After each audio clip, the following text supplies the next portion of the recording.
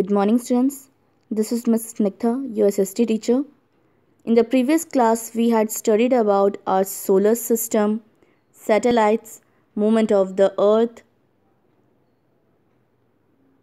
Now, we are going to start our next chapter that talks about the Earth, our home.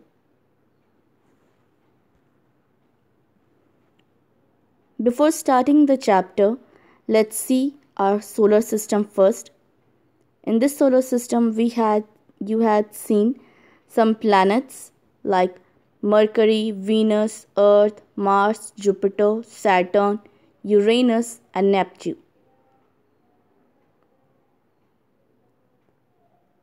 Other than these planets, you can also see the comet and asteroids, and a dwarf planet called Pluto.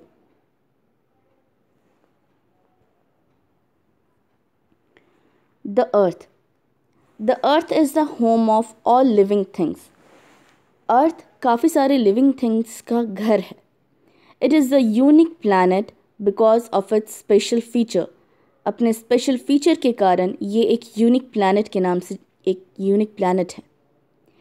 It is the third planet of our solar system. ये हमारे solar system का तीसरा planet है.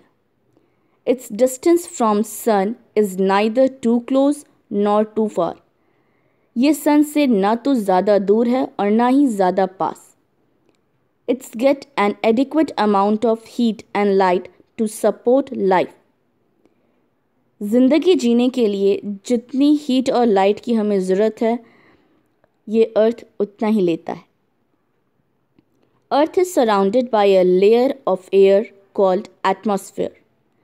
हमारा अर्थ एक बाहर से एक एयर के लेयर से घिरा हुआ है जिसे कहा जाता है एटमॉस्फेयर.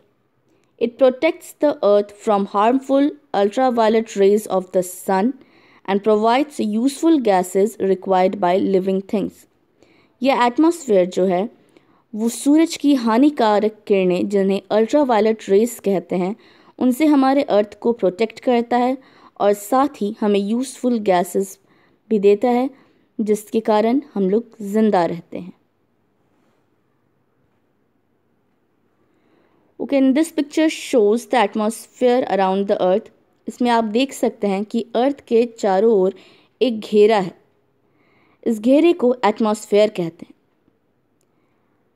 एटमॉस्फेयर सूर्य की हानिकारक किरणों को हमारे अर्थ पर डायरेक्ट पड़ने नहीं देता और जितना हम लोग को ज़रूरत होता है सनलाइट का उतना ही हम लोग लेते हैं और बाकी सब रिफ्लेक्ट हो जाता है. Blue planet. Earth is the only planet whose 3/4 part is covered by water. Earth एकमात्र ऐसा planet है जिसका 3/4 part पूरा पानी से भरा हुआ है. And 1/4 of it is covered with land. और केवल 1/4 part ही है जो land है. It is therefore also called as blue planet. इसीलिए इसे blue planet के नाम से भी जाना जाता है. Shape of the earth. अब हम लोग देखते हैं कि आखिर अर्थ का शेप कैसा है.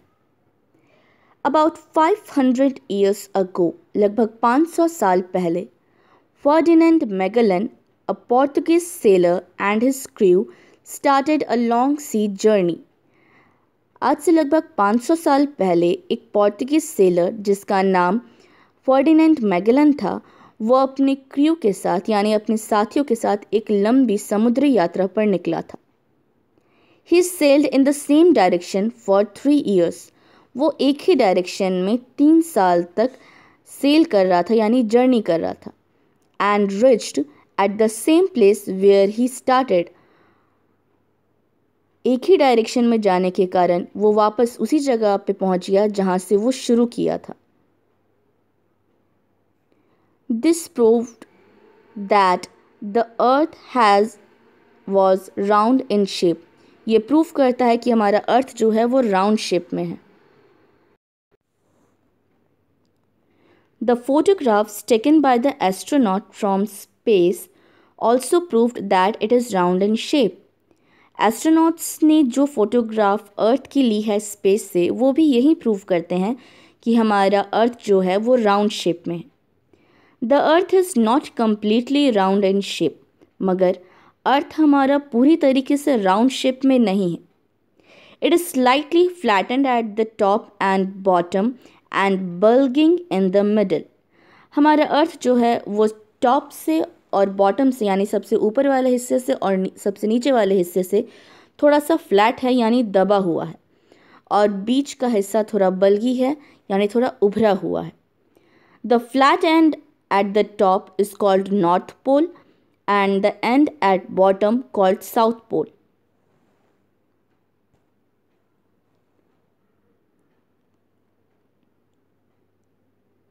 Horizon. The earth and the sky seems to meet at a place. ऐसा लगता है मानो धरती और आकाश एक जगह पे कहीं मिल रहे हैं. This place is called horizon. इस जगह को horizon कहते हैं. But in reality, the earth and sky never meet. मगर असलियत में अर्थ और स्काई कभी नहीं मिलते. Coast. The place where the land and sea meet is called coast. वो जगह जहाँ पे ज़मीन और समुद्र का मिलन होता है, जहाँ ज़मीन और समुद्र मिलते हैं, उसे कोस्ट कहते हैं. But in reality, the sky and sea never meet.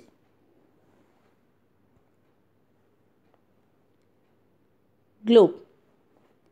The earth is a huge in size. It is not possible to see the whole earth at one time. हमारा अर्थ जो है वो काफ़ी बड़ा है. हमारे लिए पॉसिबल नहीं है कि हम एक पूरे अर्थ को एक ही बार में देख सकें. Therefore, we have to use a model of earth to study. इसीलिए अर्थ को पढ़ने के लिए हमें उसका एक मॉडल के रूप में स्टडी करते हैं. This model is called globe, और इसी मॉडल को ग्लोब कहते हैं. It tells us how the oceans, countries and continents are placed. ये ग्लोब हमें बताता है कि अर्थ पर ओशंस, कंट्रीज और कॉन्टिनेंट्स कहाँ कहाँ पे प्लेस्ड हैं, यानी कहाँ कहाँ पे हैं. It is not possible to study the details of earth on it. इस ग्लोब पर अर्थ की डिटेल यानी छोटी छोटी चीज़ों को पढ़ना बहुत मुश्किल है. We can only see half of the earth at a time on a globe. हम उस ग्लोब का सिर्फ एक आधा हिस्सा ही देख पाते हैं एक बार पर, और अगर हमें उसका दूसरा हिस्सा देखना है तो हमें उस ग्लोब को रोटेट करना होगा. Also, it is not possible to carry a big globe from one place to another. उसी के साथ साथ इतने बड़े से ग्लोब को एक जगह से दूसरी जगह ले जाना काफ़ी मुश्किल का काम है. This is the picture of globe.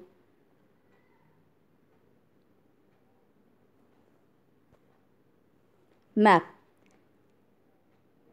Map is another simple and easy way to study the earth. Map भी एक ईजी और एक सिंपल तरीका है अर्थ के बारे में पढ़ाई करने का. A map is the drying of the earth on a flat surface like paper. ये मैप हम लोग एक पेपर के फ्लैट सरफेस पे बना के पढ़ते हैं. मैप्स कैन बी बिग और स्मॉल. मैप्स बड़े भी हो सकते हैं और छोटे भी होते हैं. It is easy to carry from one place to another place. इसे एक जगह से दूसरी जगह ले जाना काफ़ी आसानी का काम है. A book of maps is called Atlas. Map की बुक को एटलस कहते हैं. This is the picture of world map. अब इस मैप में आप देख सकते हैं कि आपको सब कुछ दिखाई दे रहा है. 7 कॉन्टिनेंट आपको दिख रहे हैं, 5 ओशंस आपको दिख रहे हैं, और काफ़ी सारी कंट्रीज़ भी आपको दिख रही है.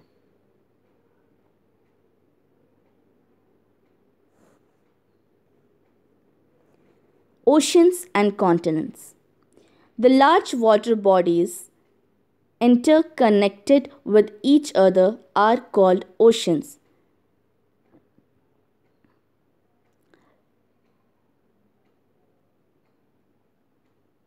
The small areas covered with water called sea. The water in sea and oceans are very salty. पानी का सबसे बड़ा हिस्से को हम लोग ओशंस कहते हैं, जो एक दूसरे से कनेक्टेड हैं. इन्हीं के साथ साथ जो छोटी छोटी एरियाज जहाँ पे वाटर हैं उन्हें सीज कहते हैं. सी और ओशंस का पानी काफ़ी सॉल्टी होता है, इसे हम लोग डोमेस्टिक यूज़ में नहीं कर सकते हैं. There are 5 oceans on earth: the Pacific Ocean, Atlantic Ocean, Indian Ocean, Arctic Ocean, and the Southern Ocean. The very huge area of land on Earth is called continent. ज़मीन के सबसे बड़े हिस्से को continent कहा जाता है. The land in each continent have different forms called landforms.